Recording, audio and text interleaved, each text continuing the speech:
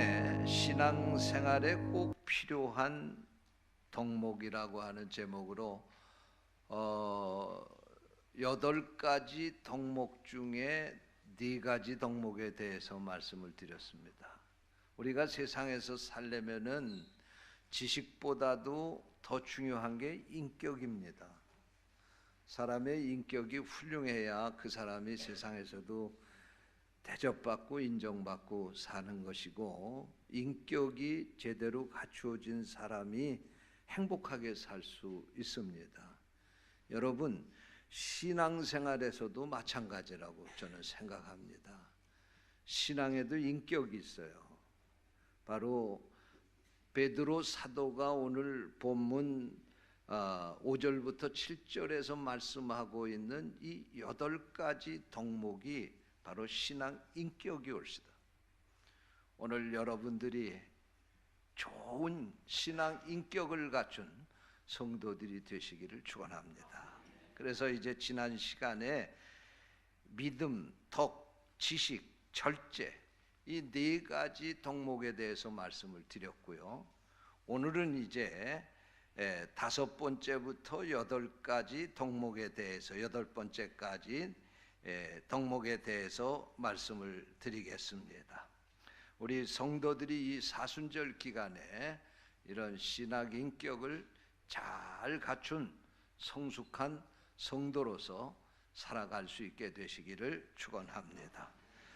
5번째 덕목은 따라서 하세요.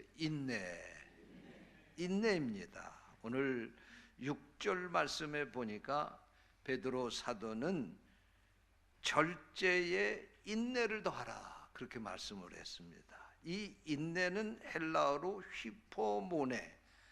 휘포모네라고 하는 단어를 썼는데, 이 단어의 의미는 아무리 힘들고 어려운 상황 가운데서도 피하지 않고 그 자리를 지킨다, 그런 뜻입니다. 여러분, 우리가 인생을 살아가는 데에도 순풍에 돛단 듯이 그렇게 일평생을 사는 사람은 이 세상에 한 사람도 없습니다. 구비구비마다 많은 환난과 어려움이 우리를 기다리고 있습니다. 그래서 많은 사람들이 이런 어려움 가운데 무릎을 꿇고 실패자가 됩니다. 여러분, 신앙생활도 저는 마찬가지라고 생각합니다. 신앙생활에도 예수를 믿고 우리가 구원을 받으면 천국 가는 그날까지 모든 게 만사가 형통하고 운수가 대통하고 모든 게 다 편안한 게 아닙니다. 신앙생활에도 많은 환난이 있습니다. 많은 어려움이 있습니다. 시험이 있습니다. 고난이 있습니다. 그러나 로마서 5장 3절부터 4절까지의 말씀을 보니까 우리가 환난 중에도 즐거워하나니 이는 환난은 인내를, 인내는 연단을, 연단은 소망을 이루는 줄 알미로다, 그렇게 말씀했어요. 이 말씀이 무슨 말씀입니까? 환난 중에도 인내하는 사람은 연단을 받아서 정금 같은 믿음으로 거듭나게 되는 것이고, 또 인내는 우리로 하여금 소망을 이루게 한다. 우리가 소망하는 것을 이루게 된다, 그런 말씀입니다. 여러분, 우리가 예수 믿고 구원받았는데 우리가 소망하는 것이 무엇입니까? 천국 가는 게 우리의 소망입니다. 예수님 만나는 게 우리의 소망입니다. 인내하는 사람이 이 소망을 이룰 수 있게 된다, 그런 말씀입니다. 사랑하는 성도 여러분, 여러분이 신앙생활하며 살아가게 될 때 여러분 앞에 갖가지 어려운 문제들이 닥치게 될 것입니다. 그것 때문에 염려하거나 불평하거나 그것 때문에 실망하지 마시고 그 환난 가운데 나와 함께 하시는 주님을 볼 수 있게 되시기를 축원합니다. 그리고 그 환난을 인내로 이길 수 있게 되시기를 축원합니다. 사람들이 좋아하는 보석 가운데 진주라고 하는 보석이 있습니다. 이 진주가 생겨지는 것은, 이 진주가 생기는 조개가 그 조개 껍질을 이렇게 벌리게 될 때 그 속에 어떻게 하다가 모래알이 하나 들어오게 되면 그 거친 모래알이 들어와서 연한 자기의 속살을 건드리게 됩니다. 그래서 속살에 상처가 나게 되는 것입니다. 그러면 이 조개는 그 아픔을 이겨내기 위해서 자기의 몸에서 진액을 뿜어가지고 그 날카로운 모래알을 그 진액으로 감싸는 것입니다. 시간이 지나면 또 굳어지고 시간이 지나면 굳어져서 작은 모래알은 큰 알갱이 진주로 그렇게 커지게 되는 것입니다. 그러면 그 연한 속살이 또 큰 진주알 때문에 더 고통을 당해서 또다시 진액을 뿜어내고 그 아픔을 견뎌보려고 진액을 뿜어내고 그러다가 시간이 지나면 진주라고 하는 보석이 그 속에서 탄생이 되는 것입니다. 여러분, 믿음 안에 사는 성도에게 주어진 환난은 하나도 거저 주신 것이 없습니다. 우리에게 반드시 이 환난을 참고 인내하는 사람에게 하나님의 축복의 약속이 있다고 하는 사실을 기억하시고 인내로서 어떠한 환난도 이기시고 여러분의 그 자리를 지킬 수 있게 되시기를 축원합니다. 여섯 번째 덕목은 따라서 하세요. 경건이라고 그랬습니다. 오늘 6절 말씀해 보니까 인내의 경건을 더하라 그랬습니다. 여러분, 경건이 무엇입니까? 피조물인 인간이 창조주이신 하나님을 경외하는 마음으로 그에게 겸손하게 복종하는 태도를 경건이라고 그렇게 말하는 것입니다.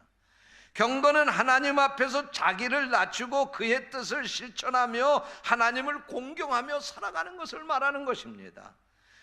경건은 하나님을 의식하고 두려워하고 존경하는 마음을 가지고 근신하는 것을 말합니다. 그러므로 경건은 나는 죄인입니다 라고 하는 자세로 하나님 앞에서 살게 하는 것입니다. 경건은 나는 하나님을 의지합니다 라고 고백하게 하는 것입니다. 경건은 나는 하나님의 도움이 필요합니다 라고 하나님 앞에 요청하는 것입니다. 경건은 나는 하나님의 뜻에 맞추어 살겠습니다 라고 약속하는 것입니다. 경건은 하나님을 향한 신실한 존경을 말하는 것입니다. 여러분의 믿음 위에 이 경건이 더해질 수 있기를 축원합니다. 우리가 이 경건을 잃어버리면 성도의 모습이 흐트러지게 되는 것입니다. 늘 하나님 앞에서 자기 자신을 보고 겸손하게 하나님 앞에 자기 자신을 쳐서 복종시키고 하나님의 뜻을 쫓아서 살아가는 성도들이 되시기를 축원합니다. 일곱 번째 덕목은 따라서 하세요. 형제우애. 할렐루야. 형제우애를 더하라. 경건 위에 형제우애를 더하라 그랬습니다. 이 형제우애라고 하는 말은 글자 그대로 형제를 사랑하는 겁니다. 여러분, 세상에서 피는 물보다 진하다고 그러잖아요. 그래서 한 부모님에게서 태어난 자식들은 세상에 그냥 보통 지나가다가 만난 그런 사람들하고 관계가 더 다르잖아요. 더 끈끈하잖아요. 그래서 이런 관계를 가지고 살게 되면 상대방이 어려운 일을 당하고 아픈 일을 당하게 될 때 내가 똑같은 그 아픔을 느끼게 되는 거 아니에요. 여러분, 성도들도 마찬가지입니다. 우리가 이렇게 예수를 믿고 구원받아서 한 교회에서 신앙생활하는 성도들은 예수 그리스도의 피를 나는 형제 자매다 그런 말씀이에요. 할렐루야. 사실 어떻게 보면 세상에서 한 부모님의 피를 나눈 형제 자매는 이 세상 떠나면 다 끝나는 겁니다. 그 관계가. 그러나 그리스도 안에서 한 하나님을 믿고 한 주님인 예수 그리스도를 믿고 믿음 안에서 사는 성도들이 예수의 그리스도의 피로 한 형제가 되었다고 하는 이 관계는 이 세상 사는 동안에도 유지되는 관계지만 천국까지 아니 영원토록 유지되는 관계다 그런 말씀이에요. 한번 여러분 옆에 사람을 이렇게 쳐다보세요. 옆에 사람 쳐다보세요. 그분이 얼마나 귀한지 여러분들이 아셔야 돼요. 그분이 귀한 거예요. 이게 내 피를 나눈 한 부모의 자식, 형제, 자매 그 이상으로 더 귀한 관계예요. 그러므로 어떻게 해야 된다고요? 사랑해야 된다는 거예요. 사랑해야 된다. 근데 이 사랑에 대해서 아주 강하게 강조한 사도가 있어요. 성경에 보면 그가 바로 요한 사도입니다. 요한 사도는 요한 일서를 썼는데 거기서 사랑에 대해서 강조를 하고 있어요. 그래서 요한 일서를 사랑의 서신이라고 그렇게 말하고, 이 요한 일서 가운데도 요한 일서 4장을 제2의 사랑장이다 그렇게 말해요. 제1의 사랑장은 바울 사도가 쓴 고린도전서 13장, 그리고 제2의 사랑장은 요한 1서 4장인데, 이 요한 1서 4장에서 요한 사도는 이렇게 말합니다. 사랑하는 자들아 우리가 서로 사랑하자. 사랑하는 자들아 하나님이 우리를 사랑하셨, 이같이 우리를 사랑하셨은즉 우리도 서로 사랑하는 것이 마땅하니라. 보는 바 그 형제를 사랑하지 아니하는 자는 보지 못하는 바 하나님을 사랑할 수 없느니라. 여러분, 우리 믿음 안에 사는 여러분들, 이 형제 자매 관계는요, 하나님 사랑하는 관계와 대등하다 그런 얘기예요. 그러면서 네 보이는 형제를 사랑하지 못하면 보이지 않는 하나님을 사랑하는 것도 거짓말이라는 말씀이에요. 다시 말씀을 드리면 하나님을 사랑하는 것은 바로 이 보이는 형제들을 사랑하는 데서부터 시작되는 거다 그런 말씀입니다. 여러분, 우리 한 성도, 우리가 한 교회에서 한 공동체에서 신앙생활하면서 우리가 만난 우리 성도들, 그들이 얼마나 소중한 존재인지를 깨닫는 시간 되시기를 바랍니다. 그렇기 때문에 그분 사랑해야 되는 거예요. 예수님이 우리를 한 형제로 묶어주신 거예요. 뿐만 아니라 우리가 그를 사랑해야 보이지 않는 하나님을 사랑할 수 있다는 말씀입니다. 그 형제를 사랑하지 못하면 하나님 사랑하는 것도 거짓말이다 그런 말씀입니다. 오늘 여러분의 신앙 인격에 형제 우애가 더해질 수 있게 되시기를 축원합니다. 마지막 8번째로 따라서 하세요. 사랑. 7절 말씀해 보니까 형제 우애의 사랑을 더하라 그랬습니다. 근데 이 사랑은 아가페입니다. 아가페. 헬라어로 아가페인데 이 말은 하나님의 사랑을 가리키는 거예요. 이 세상에 무슨 이성 간의 그런 사랑이 아니고, 무슨 친구 간의 사랑이 아니고, 이 사랑은 하나님이 우리에게 보여주신 사랑입니다. 하나님이 우리에게 보여주신 사랑이 어떤 사랑입니까? 자기의 하나밖에 없는 아들을 이 땅에 내어주신 사랑이에요. 하나님이 보여주신 사랑이 어떤 사랑입니까? 오늘 우리가 찬송을 여러 장 부르면서 영상에 예수님이 십자가에서 피 흘려 죽으신 모습을 많이 보셨을 거예요. 바로 그 예수님이 자신의 몸을 그렇게 십자가에 내놓으시고 우리를 위해서 피 흘려주신 바로 그 사랑이 아가페오시다. 아가페. 오늘 우리가 이런 사랑을 해야 된다는 거예요. 할렐루야. 네. 우리가 정말로 하나님을 이렇게 사랑하고 있습니까? 우리가 우리 형제들을 이렇게 사랑하고 있습니까? 오늘 여러분들에게 이 사랑이 갖춰질 수 있게 되시기를 축원합니다.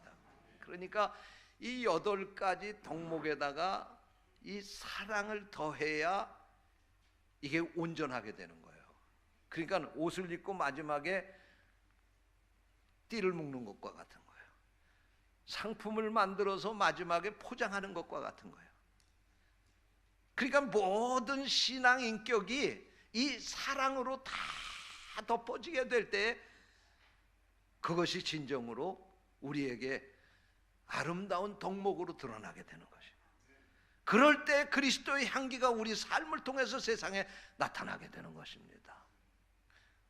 요한복음 21장에 보면 부활하신 예수님께서 갈릴리 바닷가에 베드로를 찾아가십니다.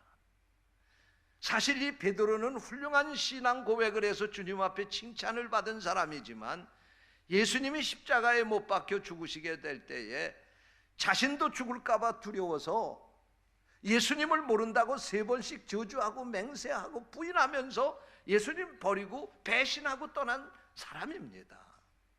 뭐 웬만한 사람 같으면은 그런 못된 놈 다시는 상대 안 하겠다고 버릴 수도 있겠지만, 그러나 예수님은 베드로를 사랑하셨어요. 그게 아가페입니다. 그래서 그 배신자 베드로가 고기 잡는 갈릴리 바닷가로 찾아갔습니다. 베드로는 예수님 버리고 과거의 직업을 다시 찾아서 이제는 자기의 길로 갔지만, 예수님은 그 베드로를 버리지 않았습니다. 그리고 그에게 찾아갔습니다. 이것이 바로 아가페입니다. 이것이 하나님의 사랑입니다. 그리고 베드로에게 네가 나를 사랑하느냐고 묻게 될 때, 베드로는 친구처럼 사랑한다고 하는 것도 근심 있게 근심하면서 대답을 했지만, 예수님은 그에게 내 양을 먹이라고 하면서 사명을 주십니다. 끝까지 그를 버리지 않고 예수님이 그를 사랑하심에 베드로는 감동을 받은 것입니다. 그리고 그가 그 주님의 사랑 앞에 고꾸라졌습니다. 그리고 그는 배와 부침과 그 모든 그물을 다 버리고 다시 주님의 말씀대로 사명을 감당하기 위해서, 우리 성경에는 더 이상 기록이 없어서 알 수 없지만 기독교 초기 역사에 보면 베드로가 로마에 가서 복음을 전하다가 그곳에서 순교하게 됩니다. 이 하나님의 사랑이 배신자 베드로를 이렇게 바꿔놓을 수 있었던 것입니다. 이 사랑이 베드로를 순교의 자리까지 가게 했던 것입니다. 오늘 하나님은 우리에게 이런 사랑을 가지고 살기를 원하십니다.